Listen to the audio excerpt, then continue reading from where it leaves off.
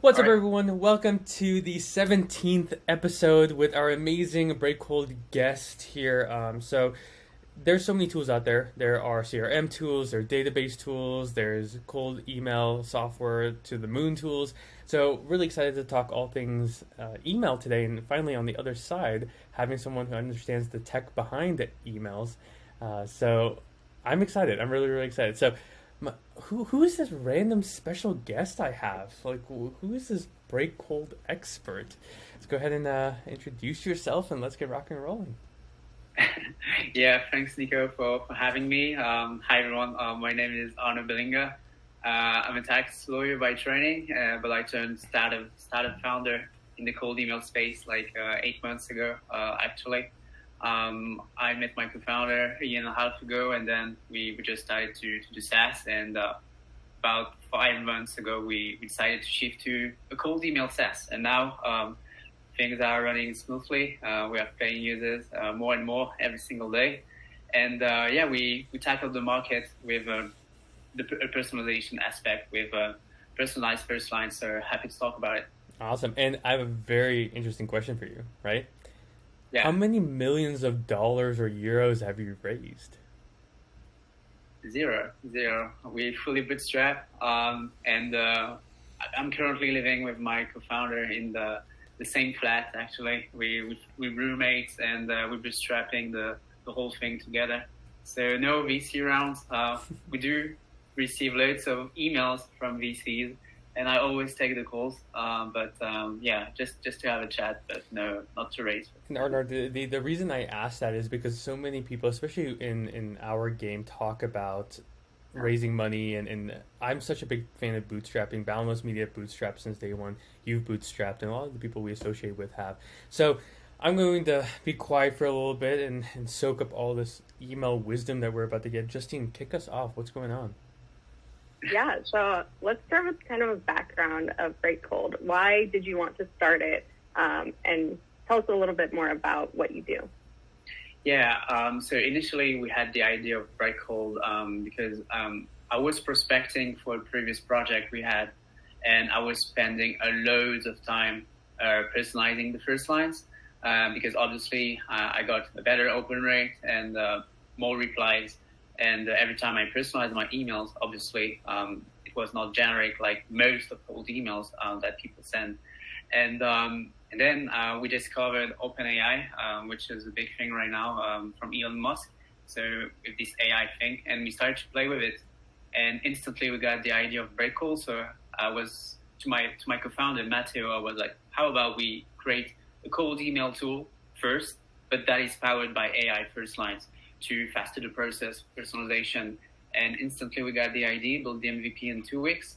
And from there, we got customers. And that's pretty much about it. And it's a sales tool, but when you import a CSV, if you have the website URL or the LinkedIn URL of your prospect, we're able to generate for you 4 different lines per prospect.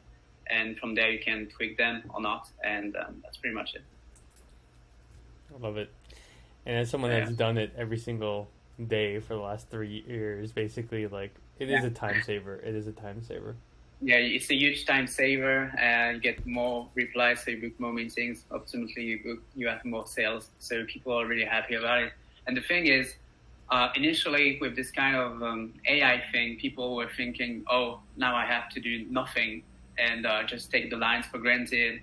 And people were complaining, not on our platform because we always bet on quality first instead of many possibilities of outputs. But then people realize by educating the market, they realize it's just a time saver first. And so they save countless of hours personalizing the lines, and then they tweak them times to get the result they want. So yeah, it's more a time saver. That's something that you can just replace and take AI for granted, because I think at least at least these days, AI cannot replace fully a human yet. Yeah, those actually, I'll skip around a little, Justine, because I know that's one thing that we were going to talk about is there are, I think a lot of people do see tools like Break Cold and even some competitors as like, all I have to do is import a CSV and then it's done, right? In reality, Yeah. like you're mentioning, we're not there yet. We're AI can really, and this is more of a machine learning conversation, but what are you seeing in the marketplace of AI personalized lines? Like, where do you think the strengths are, right, and the limitations are? Yeah, yeah. I mean, it depends on how the softwares do it. Because most softwares, I mean, obviously we're a sales outreach tool first, Mm-hmm. and not specialized just in first lines. But the thing, I basically subscribe to all the first lines tool to see how they work, and they pretty much copy each other all the time when it comes to training the AI model, and they try to do everything. So, for example, you have first line generated from the buyer recommendations, volunteering experience, awards, LinkedIn posts, then blog posts. There's so many possibilities, but no quality of the outputs. And so in the end, it's personalized, kind of, but the lines are really generic. So, for example, the lines would be, yeah, so you went to University of Miami, love the Miami Heat. Really generic. I mean, it is personalized technically, but the market will be saturated really quick, because people would already now people can spot that it's a personalized line by AI. And so the limitation, I would say, is that most of these tools, the outputs are pretty generic actually, and not that personalized. But depends again on the platform. For example, we focus on more of the quality of the output, and there's still some room. I mean, for all the tools in the market, there's still room to improve the quality of the output, but it takes just a lot of AI model training.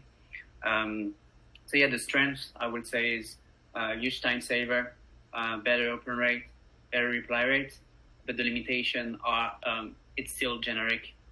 It's not still hyper personalized. So you need to be creative when you use these lines. So for example, you can use it in the PS, or instead of in the first email, you can use it in the follow-up, in the second email, and yeah. Hold up. So yeah. So what do most people get wrong when they're doing their cold email outbound? Like, what is the number one thing that most people get wrong? I think there are two things. The first thing is that they don't care enough about the email deliverability. And so actually people, they have a good copy, they have a good offer, they target the right people. But the thing is, when they send cold emails, they go in the spam folder. And so then the thing, it just doesn't work. And so they don't follow the best practices. They are sending too much emails per day, too many emails per day. So maybe some people, they send 200 emails per day per sending email address. They don't do some settings that can improve your email delivery, like SPF, DNS, SPF, DKIM, and DMARC, which are DNS records that you need to do. It sounds complicated, but it's actually really easy. If you read some stuff in 2 minutes, you can set this up. And then they don't use email warm-up tools that can improve their email delivery, especially if you want to do it at scale. It's definitely something you need to do, and feel free to look at Breakall. We have lots of resources on that. But the second thing is, I would say the people that just think they will get all the leads, import it into a sequence tool, and then put a campaign, and in autopilot they will just get loads of replies. And so they copy the sequences. They are really generic and easy. They don't take the time to be creative in the outreach, because imagine you don't use personalized first lines. You don't have this feature, or you don't have the time to personalize the first lines. There's still ways to get your emails, to get replies by for example, imagine you're targeting salespeople, you're targeting co-founder of B2B startups, and you are sending a tool for I don't know, business for the business development department. A good way to do it will be to target with tools like Apollo, like big databases. You target business development people. Then you target the you find business development people in B2B startups. Then you go for the co-founder of this startup. And then when you reach out the co-founder, in the subject line, for example, you're gonna write about, and then the name of the employee. So, for example, about Nico de Bern. And then first you get the email opened by the co-founder, because why this person is talking about my employee. So then you open the email, and then you say, hey, I saw the profile of Nico de Bern. I think we have something to enable your sales team, etc. And so technically it's personalized in a way, even though it sounds generic. And there are many ways to do it at scale. To talk about the city, for example, you only target people in Miami.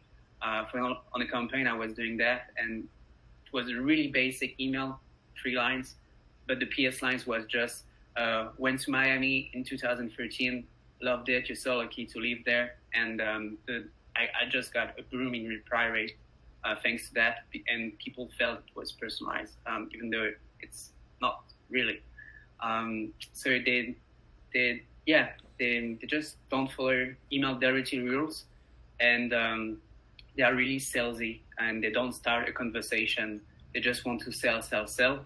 And so the email is just about them and not about the prospect, which it should be the case. Yeah. I would add one thing to that, which is I think the data acquisition part. And you touched on it in the last part, right? Because in any given market, and I would love your viewpoint on this, because I'm just one person that does it, right? I think when I hear of someone trying to send 200, 300, 400, 500 emails a day, I always say pause, because the data is hard to get already. And you're mentioning databases like Apollo, and I bet you do some scraping on your own, right, to find leads. But it's hard to find high quality leads. And that's always been our problem with how do you find in-market ones. You don't want to blow through them, and that's why personalization is so important. But we'd love to hear your thoughts on data acquisition, and if you think it is a major reason why email campaigns fail. Yeah, I think the data obviously is a huge part, because first, not all the people. Not every agencies or consultants or smaller business owners can have the means to buy tools like Apollo, Zoom Info, etc. Sometimes they just can't afford a smaller tool, so they cannot, and they don't have the skills and the time to learn how to scrap data, to etc. So the lead part is a problem, especially for them, actually, more than for big startups, B2B SaaS, or enterprises that have the capacity, the human workforce to do it.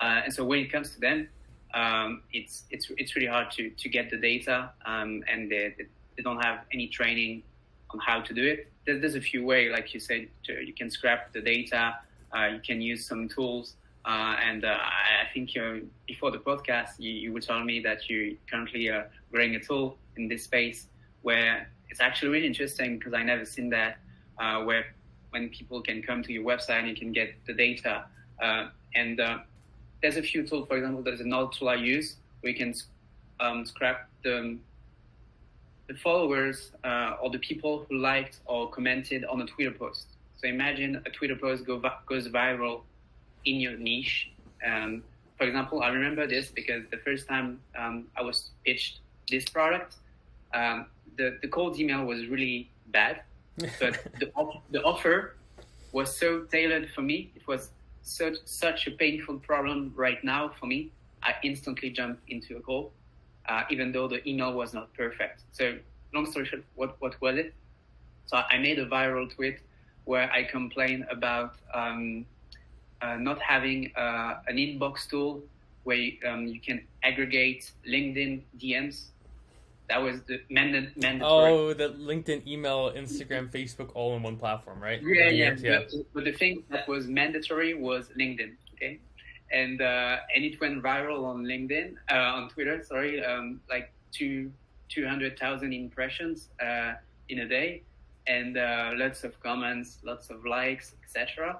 And then there's actually very few tools who are doing that right now. But it's in beta, not in public access, and they reach out to me by emails, and they actually scrapped my the likes, enriched with the B2B email address.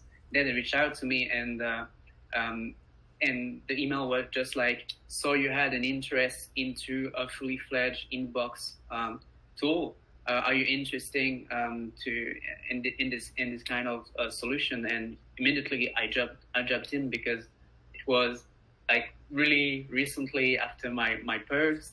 The offer was perfect for my problem, and it was like, yeah, they just knew about it. And it also reminds me a few strategies that were used by bigger companies like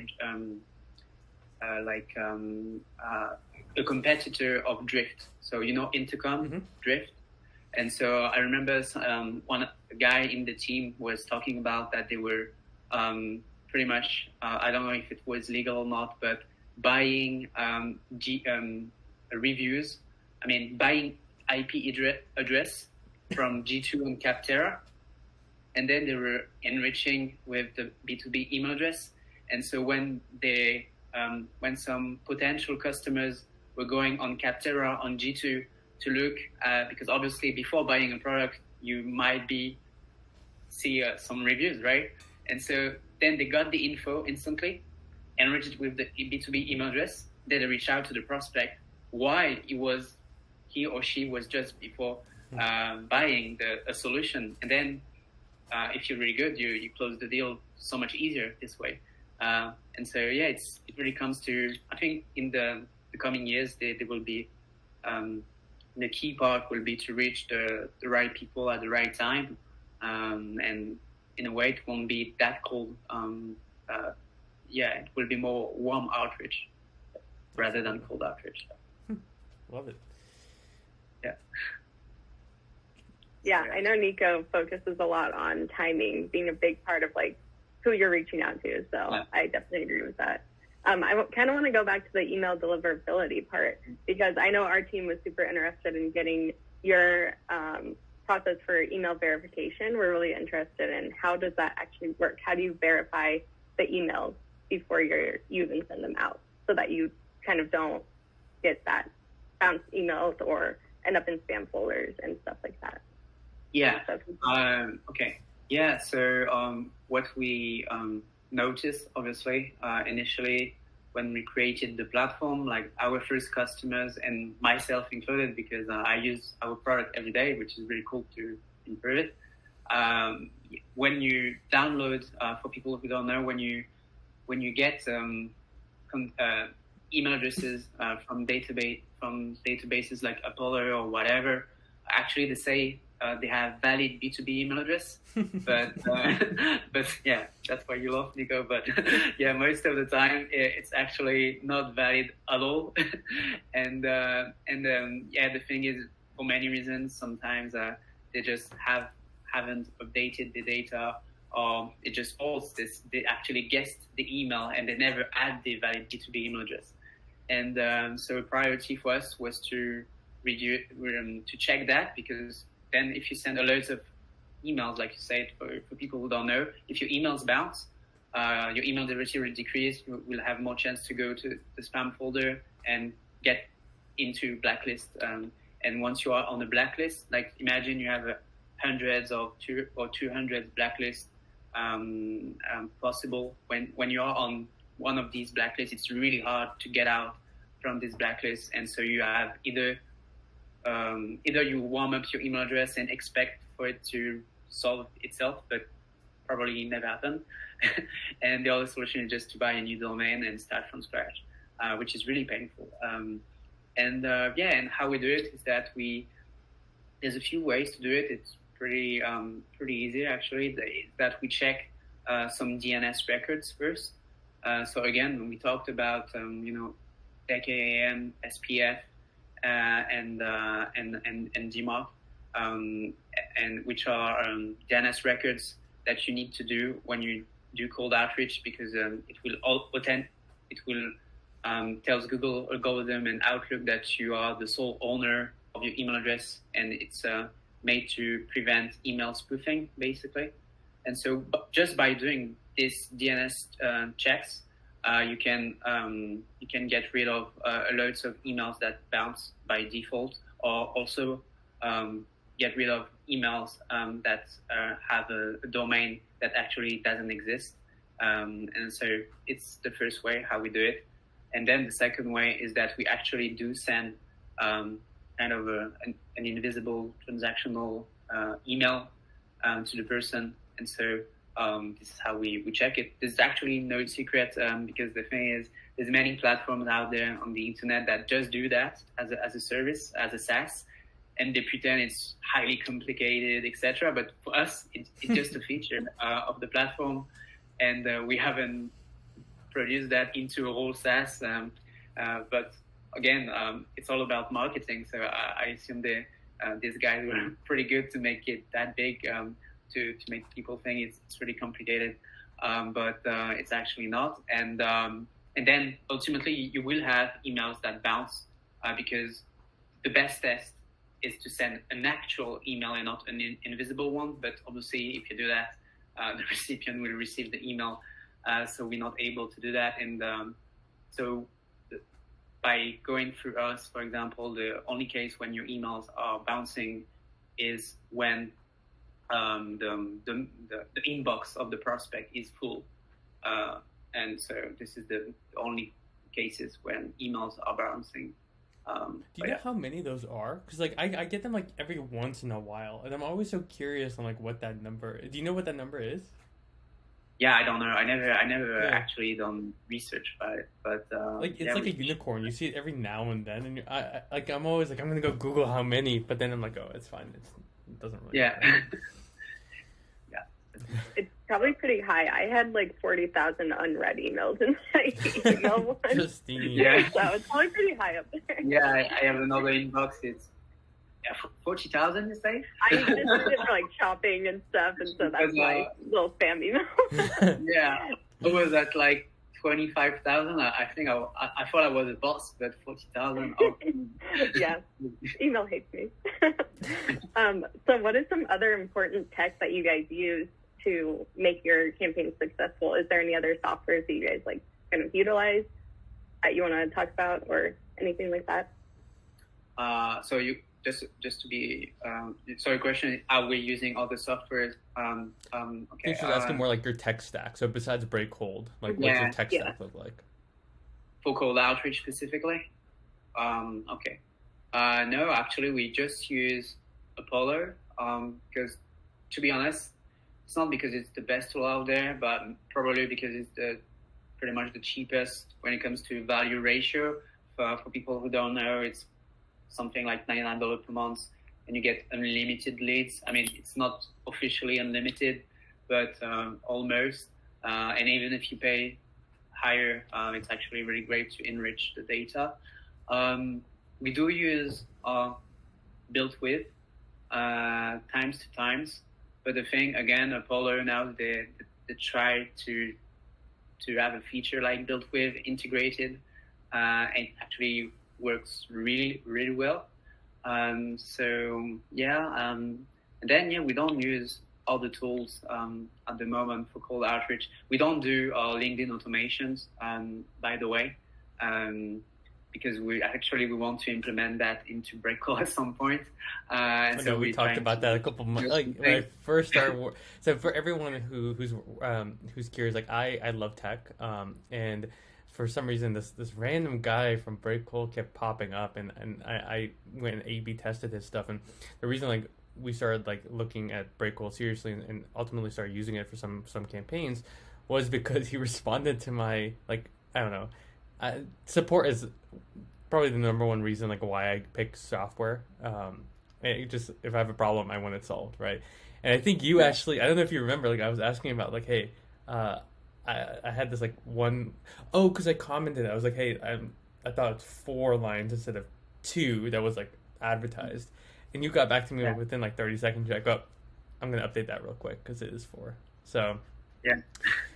the reason I'm bringing that up is like it is so interesting when you're mentioning Apollo because I agree like 5 to 40% of the emails are not good. So like Yeah. Yeah. you have to clean them.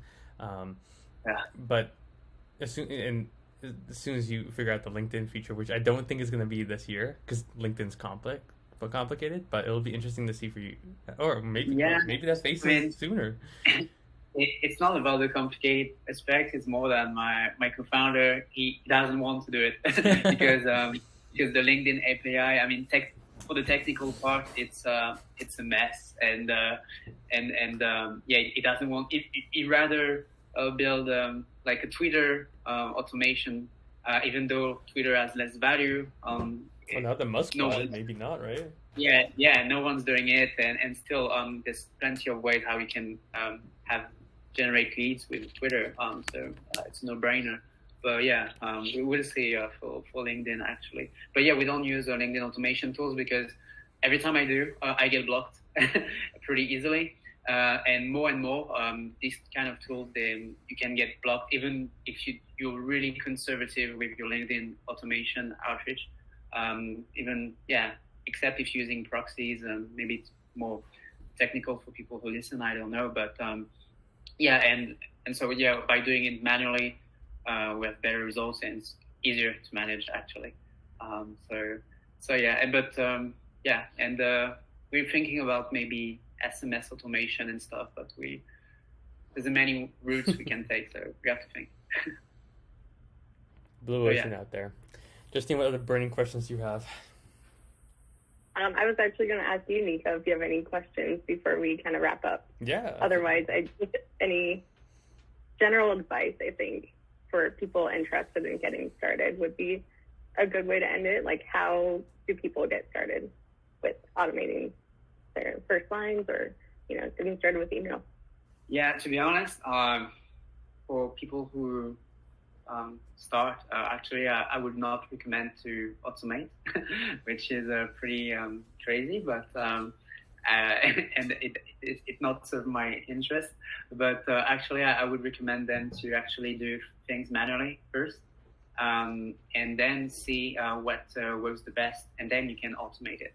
But obviously, when it comes to email specifically, doing follow-ups is really important to get people to have people replying to you. You can use a tool maybe for emails, but as you imagine, you have someone who wants to do cold outreach on Twitter or on LinkedIn. Don't automate straight away. First, do it manually and then scale it with automation. And for emails, if you want to start with emails and follow-up are important, so in a way you kind of forced to use automation tools in a way, because it's really painful to do it manually and track it. Then really warm up your domain. And my only advice would be buy a secondary domain dedicated to cold emails first. And secondly, warm up this email domain for like 20 days minimum. And then use your tool and send low volumes, never send more than, let's say, 30, 50 emails a day. There's many rules, but if there were 3 rules, it's buy a secondary domain dedicated to cold emails, warm up this email domain for like 20 days, and then do whatever you want, do your test, but never send more than 50 emails a day, personalize them, and be patient, because people say, yeah, but cold outreach, it doesn't work. And the thing is, how many emails have you sent?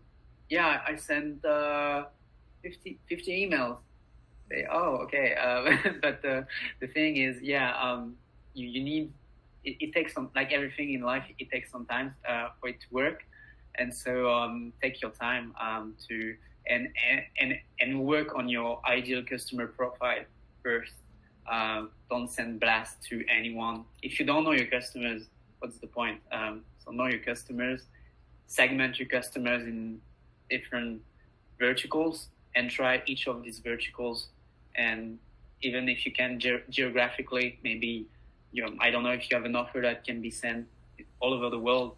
Maybe culturally, it will not work in I don't know, in Australia, but maybe it will work in Canada. So yeah, you need to iterate on that. That's it. Yeah, that's my the last like penny that I'll add to that is target, right? Offer, message, and then appointment setting. So focus first on target, ICP, then get your offer super attractive to them. Build your messaging to highlight their pain points, and then get focus on getting replies, not sales, on your first messages, and get them on calls to see if you can actually help them. So yeah, exactly. Even open rates. I mean, people not the bragging, but they focus on the open rate, but actually focus on a reply. It's the only metric that counts. And even if you have no's, it's good to have no's, because then you can adjust and understand why you got no's. So absolutely. Yeah. My friend, thanks for being on the podcast. Where can people find Break Cold, you, Twitter, and all the information if they want to ask questions or get started once they've done some manual prospecting on their own? Yeah, you can find us at breakcold.com if you want to try the product. And you can find me on Twitter at Arnaud Belinga CX. But it would be easier actually to go on Break Cold and find the Twitter URL. And yeah, again, Arnaud Belinga on LinkedIn, and I answer all my DMs, so feel free to send me a message. I will get back to you, even though sometimes it takes a few time, but yeah, see you soon. See ya. Thank you, everyone. For having me on, guys. Oh yeah, no, absolutely. And guys, if you have any questions about automation tools or anything like that, please reach out to both of us. My email is nico@getbalancemedia.com. Happy to point you in any way. We do have a lot of partners that do LinkedIn and all that fun stuff too. This is the kind of email tool that we are really that's in my highest recommendation, which carries a lot of weight. All jokes aside, though, please, if there's any questions, let us know. But otherwise, we'll see you in episode 18, and you guys have a phenomenal day. Peace.